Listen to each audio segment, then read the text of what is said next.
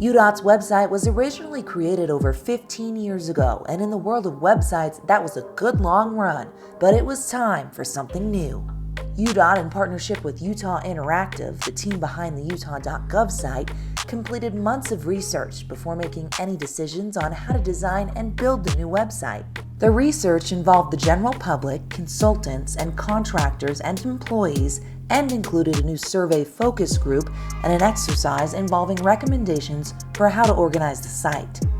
The major consensus that came out of research was to build the site based on audience, which can be seen in the menu across the top and in the hamburger menu.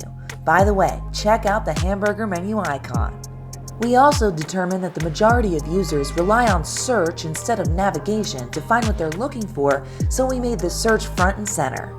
One idea that came out of the research was to include a search for just our documents. This will help our return visitors, like contractors and consultants, find that one form they need all the time. We can easily change or move the elements on the homepage to meet whatever current needs we have. Right now, for example, the seasonal conditions is project focused, but that will change in the winter months to snow removal and road conditions. Our division content managers have been working hard to create useful pages based on our user audience and the functions and needs. Those pages live within the menu categories at the top, so if someone doesn't know what they're looking for but they know who they are, they can find information that way as well. We also have new tools, like accordions, to consolidate our information as much as possible, which will help with the common complaint of pages being buried.